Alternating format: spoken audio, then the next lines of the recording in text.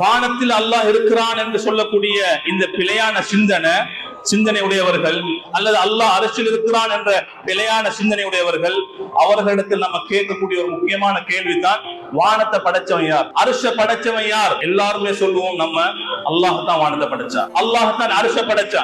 வானத்தை படைச்ச அல்லாஹ் வானத்தை படைக்க முன்னால வானம் இல்லாமல் இருந்தவன். அரிச படைச்ச அல்லாஹ் அரிசை படைக்க முன்னால அரிசி இல்லாமல் இருந்தவன். வானத்தை படைச்ச அல்லாஹ் வானத்தை படைக்க முன் வானம் இல்லாமல் இருந்தவன். அந்த அல்லாஹ் வானத்தை படைச்ச பின்னால வானத்தின் பக்கம் எந்த தேவையும் காண. அரிச படைச்ச அல்லாஹ் அரிச படைக்க முன்னால அரிசி இல்லாமல் இருந்தவன்.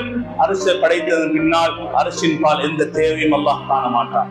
ஏனென்றால் அவன் தேவையற்றவன். அரிச படைச்ச அல்லாஹ் அரிச படைச்ச பின்னால அரிசில் அல்லாஹ் இருக்கிறான் என்று சொன்னா, வானத்தை படைத்த அல்லாஹ் வானத்தை படைத்ததன் பின்னால வானத்தில் இருக்கிறான் என்று சொன்னா, அவன் படைச்ச வானம், அவன் படைச்ச அரிசி, அதன் பக்கம் அல்லாஹ் தேவை கண்டிருக்கின்றான் என்ற மோசமான சிந்தனையை அது வலுவூட்டுகின்றது. மாறாக அல்லாஹ் வானத்தை படைப்பதற்கு முன் வானம் இல்லாமல் இருந்தவன், அரிசை படைப்பதற்கு முன் அரிசி இல்லாமல் இருந்தவன். இந்த பிரபஞ்சத்தில் இருக்கக்கூடிய வானங்களை பூமியை படைச்ச பின்னாலும் அவன் படைக்க முன்னால் எப்படி இருந்தானோ அவ்வாறு தான் அவன் படைச்ச பின்னாலும் இருக்கிறான்.